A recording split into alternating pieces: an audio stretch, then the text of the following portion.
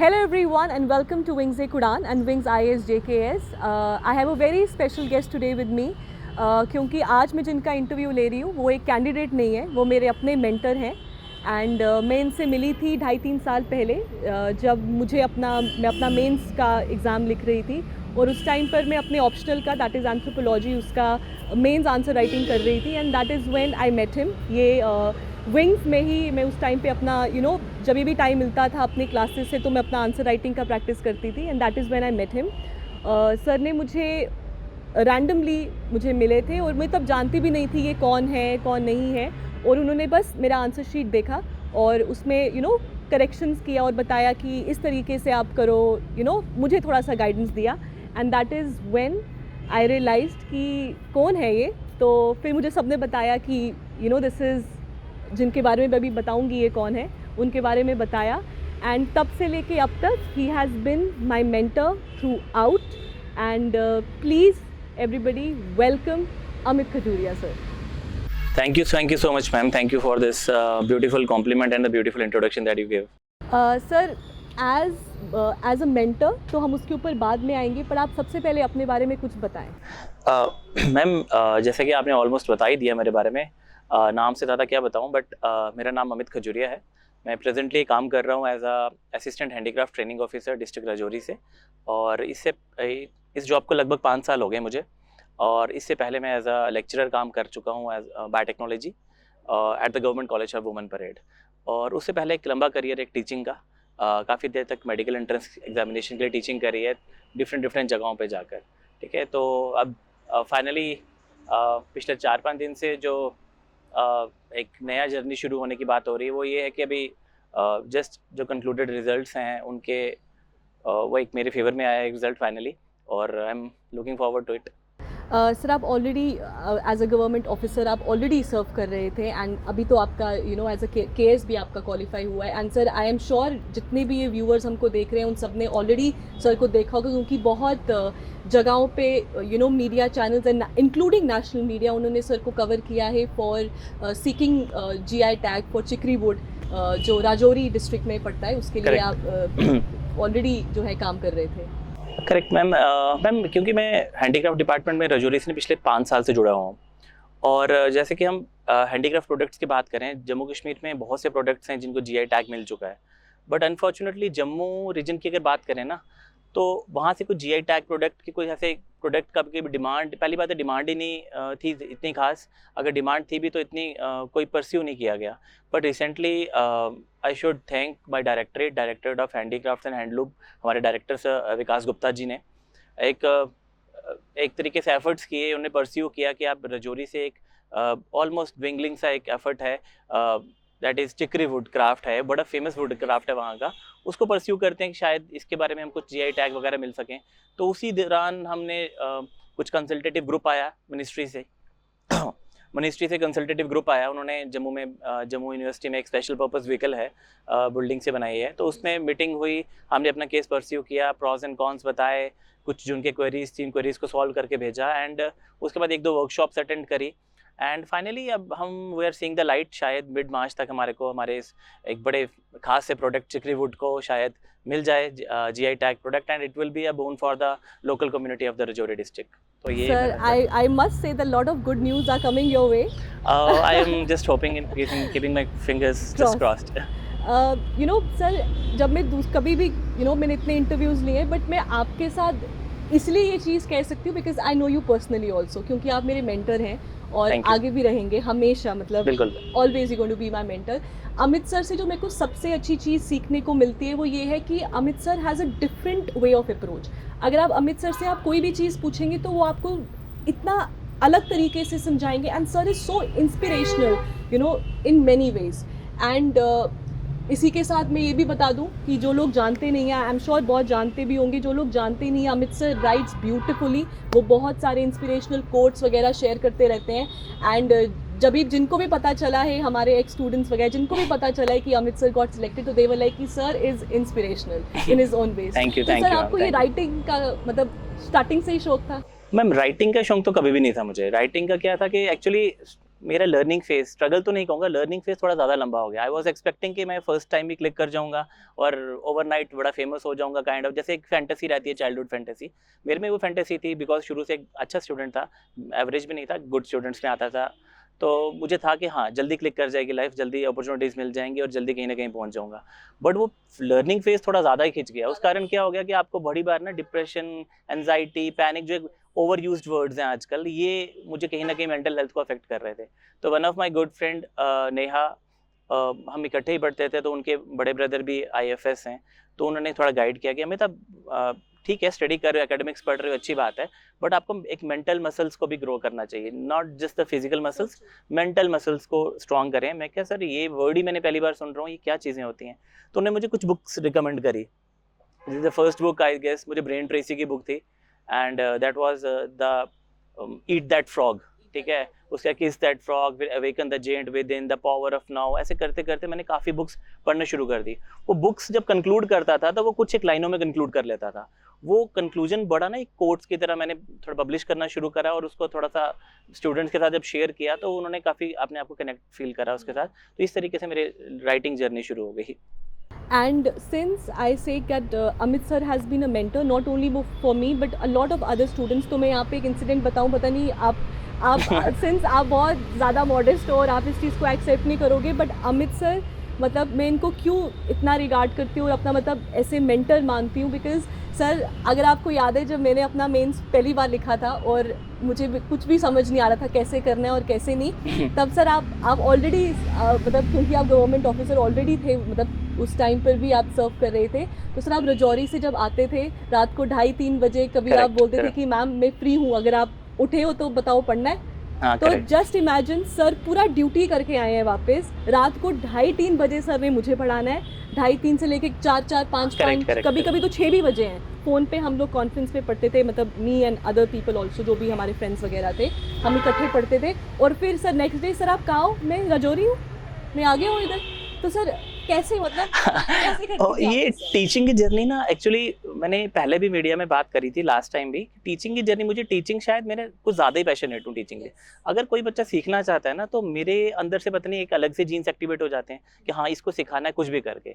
तो वो कई बार अच्छा फेवर में चला जाता है मेरे, कई बार लोग बोलते हैं नहीं ओवर स्मार्ट बन रहा है, ओवर इंडल्ज हो रहा है चीज़ों में, तो मैं अपने हिसाब से लिमिट कर लेता हूँ। बिकॉज रणधीर के साथ, रणधीर सर विंग्स के साथ तो काफ़ी पुराना रिश्ता है, तो जब भी कुछ मौका मिला पढ़ाने का, बात करने का, तो मिला, तो ठीक है। हम मेंस की तैयारी की बात करें, मेंस की प्रिपरेशन चल रही थी, मुझे भी कुछ स्टूडेंट्स बात करते थे, बिकॉज पोस्टिंग दूर है, डेली अप डाउन करना पड़ता था कई बार। तो वापस जब आए तो रणधीर सर की रिक्वेस्ट होती थी, सर ये आपका जेनेटिक्स स्ट्रॉन्ग है, आपने बायोलॉजी काफ़ी देर तक पढ़ाई हुई है, तो आप मुझे पढ़ा दो। मैंने बोला यार रात को 11-12 बजे मैं फ्री हो रहा हूँ, मैं कैसे पढ़ाऊँ? तो बोलता कॉन्फ्रेंस पे ले लेते हैं। जब एक आदमी कॉन्फ्रेंस पे आएगा तो वो बोलता है यार एक और, ऐसे करते करते वो 10-15 का ग्रुप बन जाता था कॉन्फ्रेंस पे। आप हो गए, शुएब सर हो गए, रजत सर हो जाते थे कई बार, अभिनव सर हो गए, या डिफरेंट रणधीर सर हो गए। तो वो एक अच्छा सिलसिला चलता था और एक लर्निंग एक्सपीरियंस रहता था, बिकॉज बहुत सी बातें सिखाता था तो बहुत सी बातें सीखने को मिलती थी। बिकॉज वो पर्सपेक्टिव, जो स्टूडेंट पर्सपेक्टिव है ना, बड़ा इंपॉर्टेंट है। टीचर पढ़ा के निकल जाए, that is one thing, but student को कितना पर्सपेक्टिव से क्या समझ आ रहा है वो बड़ा जानना इंपॉर्टेंट है। बिकॉज अनलेस एंड अनटिल आप वो नहीं जान पाओगे ना, आप उसकी पर्सनल ग्रोथ में पार्टिसिपेट नहीं कर पाओगे। आप जस्ट एक अपना टॉपिक क्लियर करके निकल गए, वो तो आपको पर्सनली आता था, लेकिन अगले की कितना बेनिफिट हुआ वो जानने के लिए आपको अगले पर्सपेक्टिव जानना इंपॉर्टेंट रहता है। तो उसी कोशिश में मैं रहता था हमेशा। तो इनफैक्ट मैं पर्सनली यहाँ पे, आपने मेरा नाम लिया तो मैं शुएब सर का नाम ले लेता हूँ, बिकॉज शुएब सर की अभी भी बात करूँ, की है मेरी गाड़ी की चाबी के साथ ना रिंग की चेन के साथ एक की और लगी हुई है, वो की है विंग्स एक उड़ान की। बिकॉज जब इंस्टीट्यूट खोला तो यही इशू होते थे, मेरे को जाना पड़ता था, तो शुएब सर बोलते थे सर कुछ स्टूडेंट्स हैं पूछ रहे हैं, कुछ मेरे को डायरेक्ट कांटेक्ट करते हैं, सर ये टॉपिक पढ़ाना है, ये आंसर शीट चेक करनी है कुछ। तो मैं उनको बोलता है मैं खुद भी ऐसा नहीं हूँ कि मुझे खुद सब कुछ आता है, बट जो मेरा फ्रेम ऑफ माइंड है मैं उससे थोड़ी हेल्प कर सकता हूँ आपकी। तो वो टाइमिंग नहीं थी, तो अर्ली मॉर्निंग जब इंस्टीट्यूट बंद होता था, सर ने की दे देनी कि आप आइए, रूम खुलें, अपना स्मार्ट बोर्ड ऑन करें, कुछ पढ़ाना है, कुछ समझाना निकल जाएँ। तो मैं 1-8 घंटा पढ़ा के या समझा के उनको कभी कभार निकल जाता था, यहाँ से भी उसका ट्रैवल करते हुए अपनी डिस्ट्रिक्ट में ट्रैवल करता था। वो मेरा एक बड़ा एक मज़ेदार था कि बिकॉज जहाँ से जाते वक्त भी रास्ते में सोचते जाना कि कल कैसे मैनेज करना है या परसों कैसे सर manage मैंने करना आपको कितनी बारी कॉल किया हुआ है बीच में, और आप तब ड्राइविंग कर रहे थे या कुछ भी, तो आप मुझे बोलते थे कि, मैं बोलती थी सर कुछ पूछना है, हाँ हाँ मैम बोलो, तो मैं बोलती थी सर क्या कर रहे हो आप, फ्री हो ना, हाँ मैम ड्राइविंग कर रहा हूँ, कोई बात नहीं, आप बोलो क्या बोलना है आपको। तो मतलब कहने का मतलब ये, पहली बात तो बिकॉज शोएब सर का आपने नाम लिया, तो मैं अमित सर को शोएब सर के थ्रू ही मिली थी। और सर आपको याद है शोएब सर ने क्या कहा था, ये सर के भी सर है, याद है? मैंने कहा ये कौन है, ये सर के भी सर है। तो वहाँ से मिले। और सर मतलब आई थिंक ये जो डेडिकेशन है ना सर, बिकॉज अगर आप कहीं पे एक अच्छी reputed, because you are already a government officer, तो ऑलरेडी आपके ऊपर बर्डन है, आप काम कर रहे हैं, आप अपने प्रेशर में काम कर रहे हैं, और फिर भी अपना काम ख़त्म करने के बाद दूसरे के लिए, क्योंकि ऐसा तो कुछ नहीं है जो सर हमको पढ़ा रहे हैं वो उनको नहीं आता, वो ऑलरेडी आपको अच्छे से आता है, बट सर फिर भी अपना टाइम निकाल के हमको करवाना या किसी को भी करवाना, और ये नहीं कि अपना, सब स्टूडेंट्स, एवरीबडी जो भी आपके साथ लिंक्ड है, everybody says the same. Ma'am ये मतलब मैं इसको कैसे लूँ मुझे ये समझ नहीं आ रहा, बट ये है कि ये मैंने कहा ना, एक जैसे आप टीचिंग में आए ना, तो आपकी एक sense of service towards the society automatically activate हो जाती है आपके अंदर। अगर आप ज़्यादा भी नहीं सोचो, कुछ थोड़ा सा ही अपना एफर्ट लगाओ टीचिंग के प्रति, तो आप रिजल्ट ओरिएंटेड हो जाते हो कि आप आपके स्टूडेंट्स रिजल्ट्स दें आपको। अगर मैं अपना टाइम किसी को दे रहा हूँ, जैसे मैं कहूँ मेरे को अगर आपको कोई जेनेटिक्स का एंथ्रोपोलॉजी का टॉपिक समझाना है, बिकॉज जेनेटिक्स मैंने काफ़ी टाइम बार पढ़ी है, मैं खुद पर्सनल मेरी MSc बायोटेक्नोलॉजी हूँ, तो मुझे थोड़ा ज़्यादा कंफर्टेबल हूँ उसमें। तो जब मुझे वो छोटा सा कंसेप्ट, बड़ा ट्रिकी सा कंसेप्ट आपको इजी लैंग्वेज में समझाना है, तो एक्सपेक्ट करूँगा कि आपको वो टॉपिक समझ आना चाहिए, ठीक है। फिर वो धीरे धीरे करते क्या होता है, फिर धीरे धीरे एक्सपेक्टेशंस बढ़ती हैं, तो वो जब वो मैसेज प्रिवेल होता है हर जगह, तो everybody start expecting Amit sir पढ़ा देंगे या समझा देंगे, तो मेरे ऊपर एडेड रिस्पॉन्सिबिलिटी आ जाती है। And I am a kind of guy जो रिस्पॉन्सिबिलिटी से भागना पसंद नहीं करता। तो मुझे अगर इतना सा भी टाइम है कि अगर मैं ट्रेवलिंग भी कर रहा हूँ, मीटिंग को छोड़कर कहीं पर भी हूँ, तो मैं पढ़ाना पसंद करता हूँ। यहाँ से रजौरी जाते वक्त ट्रैवलिंग एक्चुअली ज़्यादा है, 3-4 घंटे लग जाते हैं आपको बाय। अगर सुंदरबनी तक भी जाना है 2 घंटे चाहिए आपको। वो 2 घंटे में why to waste the time. अगर कोई आप 2-3 स्टूडेंट्स को इंटरेक्ट कर लो थ्रू आउट द जर्नी, तो उनका कुछ ना कुछ बेनिफिट हो जाएगा। बस यही मेरा मकसद रहता है, एक सेंस ऑफ सर्विस है टुवर्ड्स अ सोसाइटी। होपफुली कुछ कर पाऊँ आगे भी अच्छे से। सर आई एम, अब तो सर आपने कर लिया, अब तो क्या ही बोले। Sir here I would like to ask you one thing जो I think is a part of every aspirant, every candidate in this journey of civil services, sir, patience and perseverance. I believe these are the 2 keys to qualify the exam. And sir अगर आपको देखें तो I think perseverance आपके life का एक बहुत important part है, क्योंकि you have always been in that journey of learning, not only teaching but also learning. तो सर एंड आपका इस एग्ज़ाम को क्वालिफाई करने का भी सफ़र बहुत लंबा रह चुका है। तो सर आप मतलब स्टूडेंट्स जो इस बारी नहीं क्वालिफाई कर पाए, and students who been trying but नहीं पहुंच पा रहे हैं उस लास्ट स्टेज तक, उनके लिए कोई मैसेज, मेंटल मसल्स के लिए कोई मैसेज? मैम ये क्वेश्चन के 2 पार्ट में डील करता हूँ मैं। पहला क्वेश्चन आपने पूछा मेरी पर्सनल जर्नी। अगर मैं पर्सनल जर्नी से किसी को थोड़ा सा इंस्पायर कर पाऊँ तो वो मैं शायद बताना चाहूँगा, बिकॉज मैं अभी पोस्ट देख रहा हूँ फेसबुक पे या वगैरह। एक तो मेरे को कॉन्ग्रेचुलेटरी नोट आ रहे हैं, that is one thing, but the other thing is जिन लोगों का नहीं हुआ या जो कुछ मार्क्स से रह गए, उनके लिए मैं, उनका जो एक माइंड स्टेट है ना, इस माइंड सेट है, वो बड़ा डिस्टर्बिंग सा है, बिकॉज बहुत से लोग गिव अप करने की कोशिश कर रहे हैं। तो उनको मैं यही कहूँगा, सी मेरी अपनी जर्नी काफ़ी लंबी रह गई, बिकॉज मेरे को अभी भी याद है जब फर्स्ट टाइम मैंने मेंस लिखा था या प्रीलिम्स था, बिकॉज उस वक्त प्रीलिम्स होते थे मैम, एक ऑप्शनल सब्जेक्ट का भी एक पेपर होता था आपका। ऑप्शनल सब्जेक्ट का पेपर हुआ, उसमें भी आपको मार्क्स लेने हैं और अदर थिंग इज GS में मार्क्स लेने हैं, तो क्वालिफाई हो रहा था। फर्स्ट टाइम हुआ हमने मेंस, फर्स्ट टाइम मैंने ज्योग्राफी में दिया था, दैट वाज ओके, क्वालिफाई हुआ। मेंस लिखा, मेंस में मार्क्स 2 ऑप्शनल सब्जेक्ट्स रहते थे, एंड जब रिजल्ट आया तो क्वालिफाई नहीं कर पाए हम। तो मेरे जो टीचर्स थे, मेरे को तो ज़्यादा आइडिया था नहीं, बिकॉज मुझे लगा शायद बहुत ही टफ चीज़ें होती हैं, शायद मेरे को कुछ एनालाइज करने में प्रॉब्लम हुई। तो मेरे टीचर्स ने कहा नहीं यार, तुम्हें जितना आता था दैट इज़ सफिशिएंट, वो आना चाहिए था, आप एक बार RTI लगा लो। तो मैंने RTI लगा दी।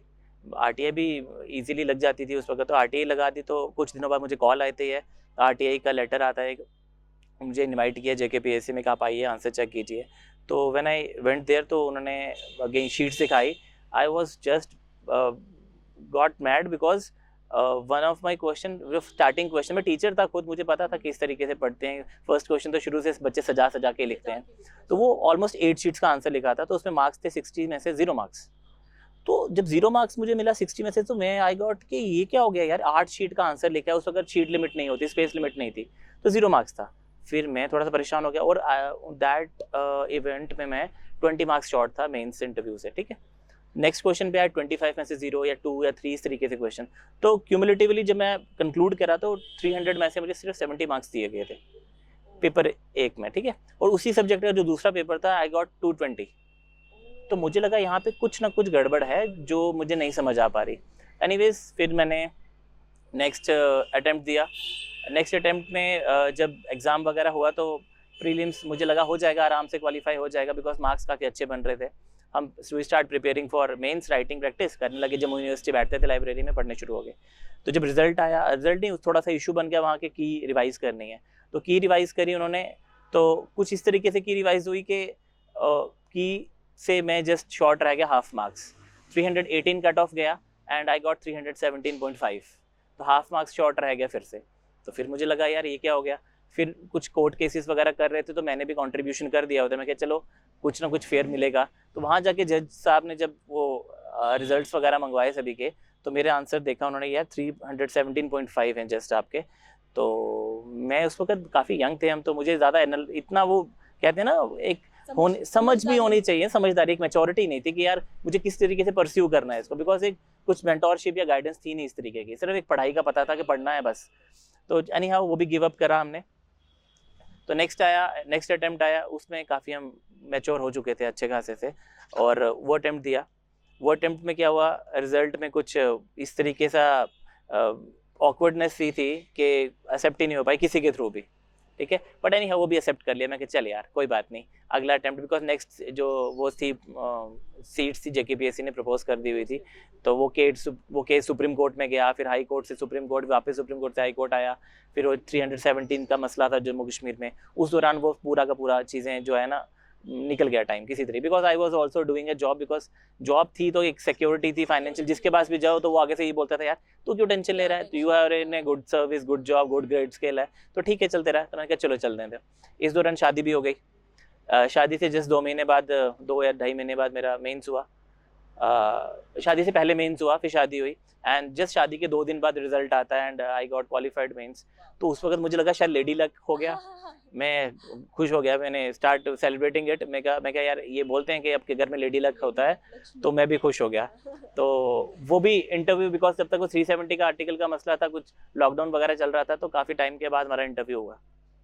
तो इंटरव्यू हुआ, इंटरव्यू का रिजल्ट आया, आई वॉज एक्सपेक्टिंग कि लेडी लक है, अब तो हम बिल्कुल हो जाएगा। तो अगेन 16 मार्क्स शॉर्ट, और मैंने कहा यार हद हो गई अब तो क्योंकि हमेशा रेंज में चीज़ लग रही हो, हमेशा 1 स्टेप 2 स्टॉप छू के हट जाए, मतलब तो ऐसा हो ना बड़ा ज़्यादा गैप हो, तो आपको क्या लगता है कि आप छोड़ दो यार कुछ और करते हैं, लेकिन वो हमेशा टच एंड गो हो रहा था मेरे साथ। स्पेशली जब गैप कम होना तो आपको लगता है कि आपका डायरेक्शन सही है, फिर भी नहीं हो रहा। और साथ में जिन लोगों के साथ मैं एसोसिएट कर रहा था, जैसे जिनको गाइडेंस दे रहा था, काफी अच्छे ब्रिलियंट फ्रेंड्स थे मेरे students have got selected for IAS also. Correct, वो स्टूडेंट्स ना कुछ सिलेक्शन ले जा रहे थे, तो उनसे जब फीडबैक लेता था वो मुझे ना एक सेलिब्रिटी स्टेटस देते थे। वो सेलिब्रिटी स्टेटस में एक नार्सिस्टिक सा बन गया था कि ना उसे कुछ बन पा रहा था और ना वो क्लियर आउट हो पा रहा था। मैंने कहा यार कुछ ना कुछ कर। एक इंसिडेंट सर का, एक बारी रास्ते में कोई लड़के मिले एंड सर के पैर छुए, ये वो, सर कैसे हैं आप, सर कैसे, ऐसे करके बाद तो वो चले गए। तो मैंने कहा सर ये कौन थे? कहते मैम आप जानती नहीं, he is an IAS officer. Wow, ये तो कमाल है। करेक्ट, हाँ फ्रेंड था वो। एक्चुअली मैंने पहले भी बात की,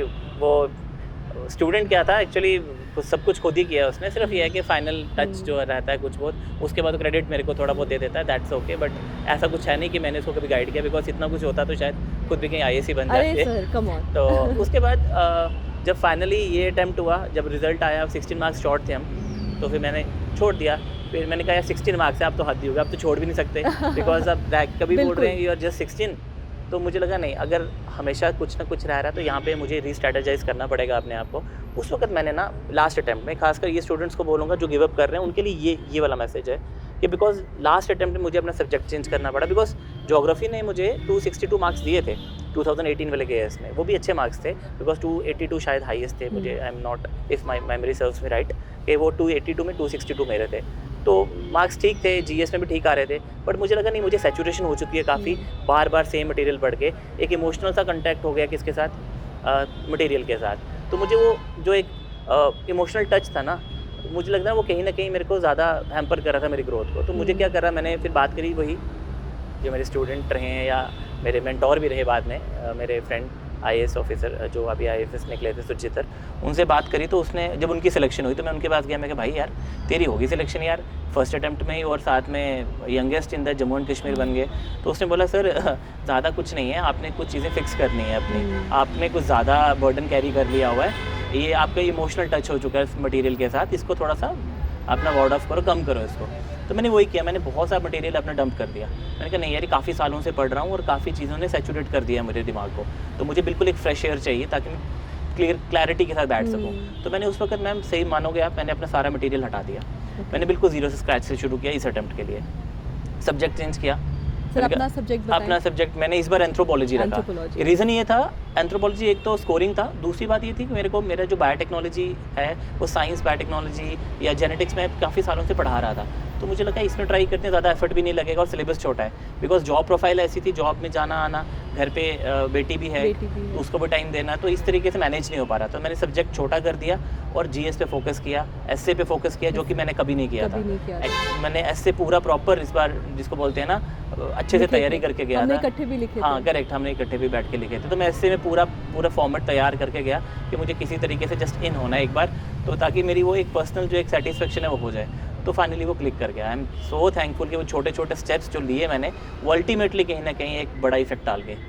थैंक यू मैम, इसके लिए आपने ये स्टोरी जानने की कोशिश करी मेरे से, because it will help many other students. Sir since अभी हम ऑप्शनल की बात करें एंड आपका ऑप्शनल जो है ज्योग्राफी भी रह चुका है, बट क्योंकि इस बार ही आपका क्वालिफाई हुआ है एंड आपका ऑप्शनल जो है वो एंथ्रोपोलॉजी रहा है, so sir please give a little detail small thing about anthro कि अगर कोई हमारा व्यूअर या कैंडिडेट जिसका एंथ्रोपोलॉजी एज एन ऑप्शनल है तो उसका स्ट्रैटेजी किस तरीके से रहना चाहिए? मैम पहले मैंने टोटल 4 बार मेंस लिखे हैं, ठीक है, 3 बार मैंने ज्योग्राफी में लिखे हैं और सभी बार मतलब एक कंपैरेटिव स्कोर ही आया, मतलब ऐसा नहीं था कि बिल्कुल फ्लैट हो गया। अगर कम स्कोर रहता तो शायद मैं अटेम्प्ट ही नहीं करता उसमें। मैंने अपना सब्जेक्ट मेरा जोलॉजी था, बिकॉज मेरी बायोटेक्नोलॉजी है, मैंने ग्रेजुएशन जोलॉजी में करी हुई है। मैंने जोलॉजी ऑप्ट इसलिए नहीं किया, मुझे लगा कि जोलॉजी की हेल्प मुझे कहीं नहीं मिलेगी, ज्योग्राफी की हेल्प मुझे GS1 में मिल जाएगी, GS में मिल जाएगी, ये सोच के मैंने ज्योग्राफी काफ़ी टाइम बाद रखा। और geography is a very very good subject, very logical, very interesting, very analytical, बड़ा अच्छा सब्जेक्ट है, बड़ा एक अच्छा फ्रेम ऑफ माइंड देता है। बट जब वो फाइनल स्कोर की बात आती थी तब कहीं ना कहीं मुझे लग रहा था वो मुझे हिट कर रहा है वहाँ पे, तो मैंने इसलिए एंथ्रोपोलॉजी रखा।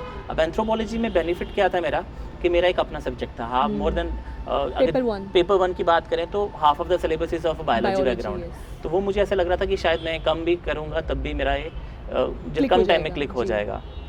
तो एंथ्रोपोलॉजी में एक स्कोरिंग था और एक स्टैटिक सा पार्ट रहता है, प्रीवियस ईयर क्वेश्चन रिपीट हो जाते हैं और आपका मॉडल आंसर राइटिंग अगर आपकी अच्छी है तो आपको स्कोर मिल सकता है। तो ये सोच के मैंने एंथ्रोपोलॉजी रखा। सबसे बड़ी बात मुझे जो फेवर करी वो थी टाइम। मेरे पास टाइम ही तो नहीं था, मेरे को यहाँ से जॉब करनी है, रजौरी अप डाउन करना है, हफ्ते में 2-3 बार तो एटलीस्ट करना ही है। उसके बाद जो स्टूडेंट्स हैं उनसे इंटरेक्शन मेरी ऑलमोस्ट रोज़ होती है। इसके अलावा घर पे भी रिस्पॉन्सिबिलिटीज़ हैं, अब इन लॉज हैं, उनकी तरफ से भी जाना पड़ेगा ये कहीं ना कहीं, तो इसलिए मैंने सब्जेक्ट चेंज करके GS पे फोकस करा, एसए पे फोकस करा। वो कहते हैं ना EEOO, that is ethics, SA, optional 1, optional 2, इन 4 पे फोकस करा और just manage to on the right side of the list में। I think sir one thing which makes a difference is your SA और आपका ऑप्शनल। अगर ये 2 चीज़ें स्ट्रॉन्ग हो गई, and of course ethics is very scoring, SA सही हो गया, GS4 सही हो गया, ऑप्शनल सही हो गया, तो GS 1, 2, 3 थोड़ा बहुत अगर ऊपर नीचे हो जाए मैनेजेबल है। मैम 2000 मार्क्स है ना, अगर 1000 में देख लो 4 GS के पेपर आ जाते हैं, बाकी में एसए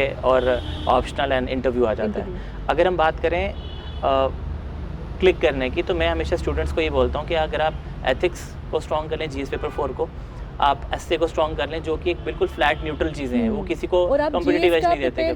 करते करंट पढ़ते आप ऐसे लिख भी लेंगे, ऐसे लिख भी लेंगे, सिर्फ आपको एक फॉर्मेट होना चाहिए एसए का। एसए को आप ऐसे, बहुत से बच्चे क्या करते हैं, इनफैक्ट मैं भी यही करता था, ऐसे क्या कर लेते थे हम, कुछ न्यूज़पेपर्स पढ़ लिए वगैरह वगैरह, अरेंज नहीं किया, ऑर्गेनाइज नहीं किया, कुछ एनेक्डोट, कुछ कोट्स नहीं पढ़े, या कई बच्चे मैं देखता हूँ वो सिर्फ कोट्स लर्न करके चले जाते हैं, 10, 15, 20, 25 कोट्स लर्न करके वहाँ पे हम जाके वॉमिट आउट करेंगे, हो जाएगा। ऐसा नहीं होगा, ऐसा नहीं होगा। आपको ना, बिकॉज जितना कट स्लिट कंपटीशन चल रहा है इस वक्त, आपको हर चीज़ एक नंबर के, बहुत से फ्रेंड्स हैं मेरे जो 1 मार्क्स शॉर्ट है, 2 मार्क्स शॉर्ट है, 15 मार्क्स शॉर्ट हैं, तो वो जस्ट एक question can change the game. अगर आप इस वक्त भी लिस्ट देखें, अगर आप मेरे मार्क्स में कोई 10 मार्क्स ऐड कर दें तो आपका रैंक काफ़ी ऊपर चला जाएगा, और 10 मार्क्स शॉर्ट कर दें तो आपका मार्क्स काफ़ी नीचे चला जाएगा। तो 10 मार्क्स, 1 मार्क्स, 2 मार्क्स की आपको सिलेक्शन नहीं है, आपको रैंक भी डिटरमाइन करना है, आपकी सर्विस चेंज हो सकती है उससे।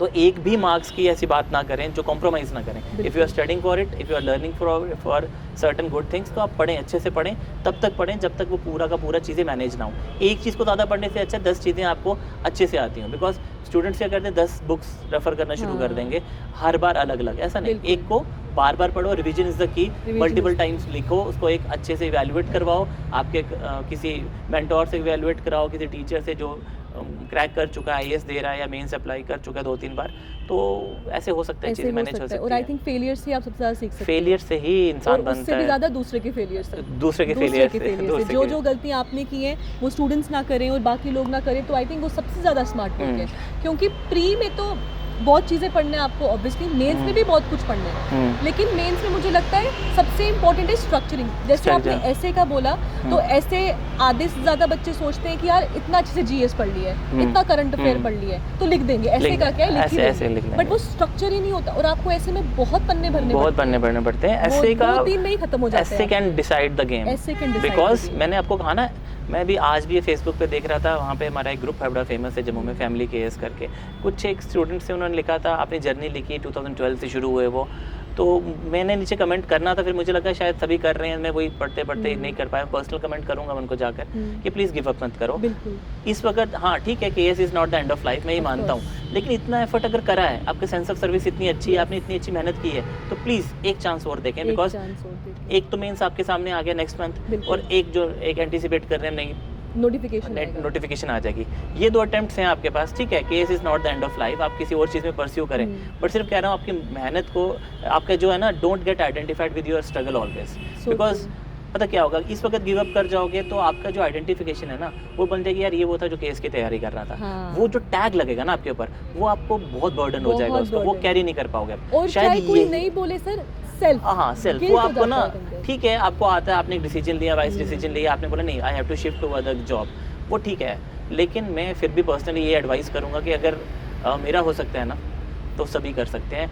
जस्ट थोड़ा बहुत टाइम लगेगा, आपको खुद भी नहीं पता आप कितने क्लोज हो, ठीक है। Just a matter of day, और it's a race against the time, लेकिन आप थोड़े दिनों में, it's not a matter of if, it's a matter of when. अब इफ का बात छोड़ दो, आपकी सिलेक्शन होनी ही होनी है, जस्ट आपका मैटर है कि अब कब होनी है। ये अटेम्प्ट है, आपके पास 2 पोस्ट है, नियर अबाउट 400 पोस्ट हमारे पास सामने है, जिसका मेंस हो रहा है अभी 220 के अराउंड अभी होने वाला है मेंस फेब में, इसके बाद जो नेक्स्ट है 244 आने वाला है, तो नियर अबाउट 450 पोस्ट है। तो 450 पोस्ट इज अ बिग सम, आप एक बार ट्राई कर लो। हाँ उसके बाद नहीं आया, ऑफ कोर्स तुम एक हम्बल सा एक रिट्रीट ले सकते हो उसके बाद, बट फिलहाल मेरी एक सजेशन यही है कि आप प्लीज़ करें। हाँ अगर मेरी तरफ से कोई हेल्प चाहिए आपको, I am most accessible person. मैं फेसबुक, इंस्टा या किसी भी तरीके से आप मुझे कांटेक्ट करें, मेरी जो भी हेल्प चाहिए होगी। ज़्यादा कुछ तो मुझे आता नहीं, पर जो भी मेरे को आता है, थोड़ा बहुत मैंने सीखा है लाइफ में, वो मैं आपको मैनेज करने में हेल्प कर सकता हूँ। Thank you so much sir. तो सर ने हमको बताया कि focus, never give up, and बिल्कुल भी निराश नहीं होना। Mental muscles are most important, और essay is very important, your ethics is important, and of course optional is a game changer, and essay is a game changer. Sir आपका एक photo बहुत viral हुआ था, जिसमें it is during the covid times, जब I think Covid का second wave चल रहा था, एंड आप हॉस्पिटलाइज थे, आपने ऑक्सीजन मास्क पहना है, और आप हॉस्पिटल के बेड पे आप एक बुक पढ़ रहे हैं। तो sir what is that? Photo के बारे में ना बड़े लोगों ने बड़ा कुछ पूछ लिया मेरे से ना, पिछले 5-6 दिनों में फ़ोटो काफ़ी ज़्यादा तरीके से लोगों ने मुझे सेंड किया पर्सनली, ये सर कब की फ़ोटो है।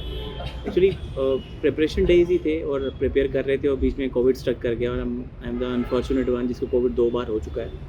और जब सेकेंड टाइम कोविड हुआ था, तो I was on the field duty, first time sorry, जब सेकेंड वेव आई थी, मैं फील्ड ड्यूटी पे था राजौरी डिस्ट्रिक्ट में, और रजिस्ट्रेशन वर्क में इन्वॉल्व था, और कोविड हो गया, इन्फेक्शन हो गई, और मेरे साथ जो सीनियर थे उनकी डेथ हो गई थोड़े दिन में, और उनकी डेथ के बाद 1 दिन बाद मुझे सिम्टम्स आना शुरू हुए। तो थोड़ा पहले घर पे क्वारंटीन हुआ, मेडिकेशन वगैरह घर पे कोशिश करी जो भी चल रही थी उस वक्त, बट जब थोड़े दिनों बाद ऑक्सीजन लेवल ड्रॉप करना शुरू हुआ, 80 से नीचे जाना शुरू हुआ, तो मुझे लगा मेडिकल इंटरवेंशन की ज़रूरत है।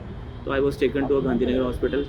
तो मुझे उस वक्त ये था कि मैं वैसे भी न्यूज़ से ना थोड़ा दूर हट रहा था, बिकॉज न्यूज़ में ना बड़ा पैनिक ज़्यादा था, एंजाइटी क्रिएट की हुई थी, वैसे ही फोटो, ऐसे सेल्फ बिलीफ तो था कि कुछ नहीं होगा, ठीक हो जाऊंगा, यहाँ से बच जाऊंगा, बट कहीं ना कहीं जो उस वक्त माहौल था ना, वो थोड़ा सा इस तरीके से नहीं था कि आप थोड़ा सा इतने कंफर्टेबल हो सको, इतना, और अपने आप को हर टाइम मोटिवेटेड वो सिर्फ अपने आप को थोड़ा सा सेफ रखने के लिए, वो उस एनजाइटी को ओवरकम Overcome करने के लिए वो था, उसके लिए वो फोटो की बारी हो गई।